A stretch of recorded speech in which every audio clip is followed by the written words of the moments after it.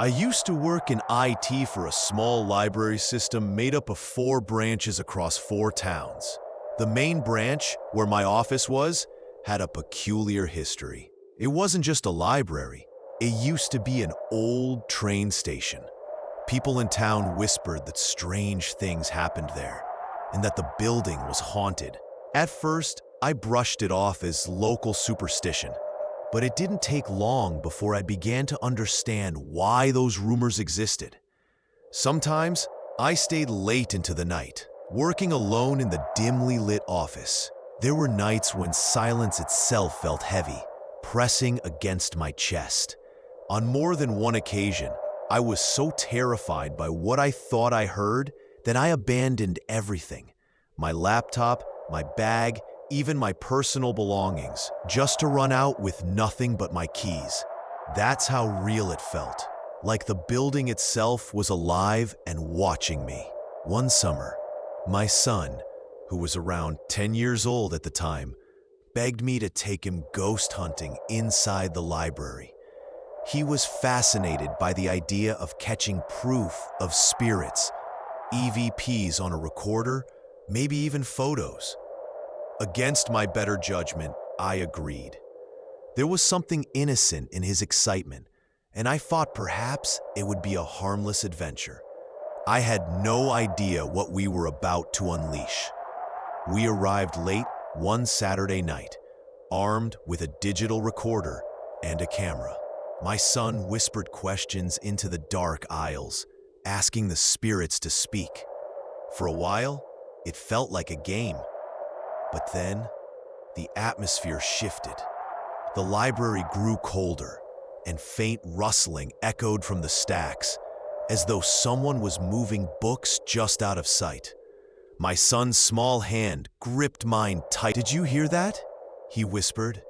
We replayed the recorder and froze. A faint, chilling voice was whispering numbers, counting, slow and deliberate. The voice didn't belong to either of us. My son's face went pale, but before I could suggest we leave, something else happened. I called out into the darkness, "If anyone is here, give us a sign." That's when it began. Somewhere nearby, a book shifted on the shelf. We both turned, our eyes straining to see. Then, without warning, a heavy thud echoed as a book fell to the floor. My son gasped and pulled at my sleeve. I knew we shouldn't be there. The air itself felt dangerous, as though we had trespassed on something that didn't want us there. We bolted for the door, leaving the recorder running behind us. The next morning, curiosity gnawed at me. Against my instincts, I suggested we return to see if the book was still there. When we arrived, the library was closed and eerily silent. Sure enough, a book lay face down on the ground where we had seen it fall. But what chilled me most was that it was open to a specific page. It wasn't random. It was deliberate. I picked up the book, and the words on the page seemed to leap out at me. Mr.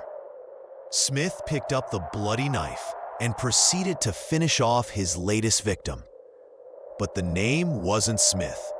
The name printed on the page was my own last name. My blood ran cold. It was far too specific, too personal. My son stared at me wide-eyed, his lip trembling. We both knew we hadn't imagined it. For weeks after that night, I avoided the library after hours. Still, I couldn't shake the sense that something had attached itself to me and my family. My wife noticed me waking in the night, drenched in sweat, convinced I heard footsteps in our hallway. At first, she laughed it off, but then she started hearing them too. The dreams began shortly after. Always the same. I was walking through the library, but it was darker, endless, with rows of shelves stretching far beyond reality. Somewhere in the shadows, something followed me. I could never see it clearly, but I could hear the sound of dragging feet and sometimes the faint whisper of my own name. One night, as I worked late at the main branch, I heard the same dragging footsteps behind me in the real library. I froze, holding my breath. My monitor flickered, and in its glow, I thought I saw the reflection of someone standing just behind me. I spun around, but the room was empty. My keys shook in my hand as I sprinted for the exit. My son insisted we go back one more time. He was braver than me, or maybe just more curious. He claimed he wanted to prove what we'd experienced wasn't just imagination. Reluctantly, I agreed. We went armed with 2 recorders, flashlights, and a camera. That night would be the last time I ever set foot in that building alone with him. We set up in the children's section, the shelves looming like dark sentinels around us. I asked questions into the recorder. Who are you? Why are you here? For minutes, there was nothing but silence. Then the sound came. Pages rustling, as though dozens of books were being flipped through at once, but no books were moving. My son lifted his flashlight and gasped. On the far shelf, letters had been traced into the dust. Get out. The words hadn't been there when we arrived. My hands trembled so badly, I nearly dropped the recorder. We didn't need more proof. But as we turned to leave, something far more terrifying happened. From the darkness, we heard it. The distinct sound of someone breathing heavily just beyond the nearest shelf. Deep, labored breaths, as though someone was standing only feet away. I shouted, "We're leaving!" and pulled my son toward the door. But the sound followed us, heavy and deliberate, until we burst out into the night air. After that night, the activity didn't stay behind in the library. At home, lights flickered, objects shifted. My wife's favorite photo frame shattered in the middle of the night. My son complained of whispers in his room, voices calling his name. The library hadn't just scared us, it had come home with us.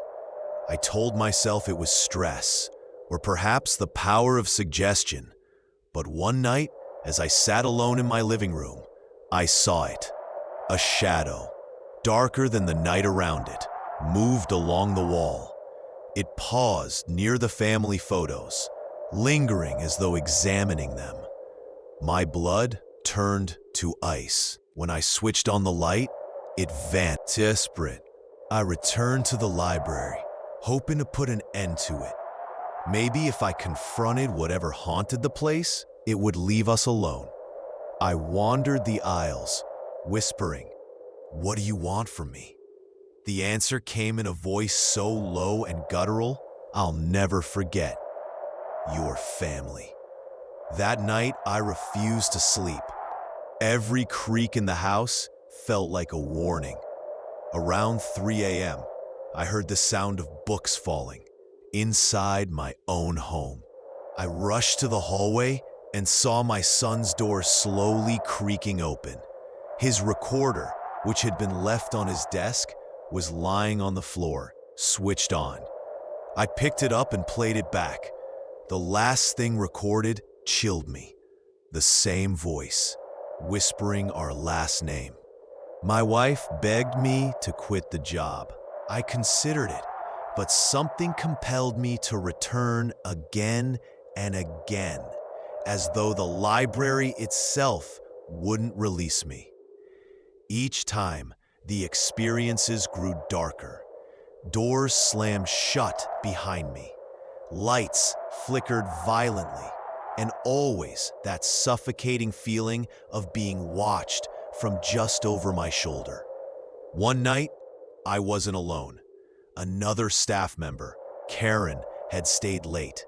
She laughed when I told her about the hauntings, calling it ghost stories for kids. But then, as we walked through the darkened stacks together, A book shot off the shelf and landed at her feet. She screamed, and her face went pale. She never doubted me again. Karen quit 2 days later. She refused to ever step inside the building again. Her resignation note was short, almost frantic. "I can't work there anymore. It watches us." Her words haunted me. I couldn't escape the feeling that whatever lurked in the shadows wasn't confined to the library anymore. It was spreading. At home, the nightmares worsened. My son claimed he saw a figure standing at the end of his bed. My wife swore she heard scratching inside the walls. I checked everywhere, tearing apart parts of the house, looking for rodents or loose wires. But I found nothing. The scratching continued, always at night, always near our bedrooms. Finally, I tried burning sage and saying prayers, desperate to cleanse the house. For a few days, it seemed to work. The air felt lighter. My son slept peacefully. But then, on the fourth night, we woke to the smell of smoke. Our living room curtains were smoldering, though no fire had started. In the ash on the floor, words had appeared. Not enough. Terrified, I considered moving away, but something inside me whispered that it wouldn't matter. We were bound to it now. Leaving the town wouldn't free us. The thought sank into me like poison. I couldn't protect my family from something In desperation, I returned once more to the library, determined to demand answers.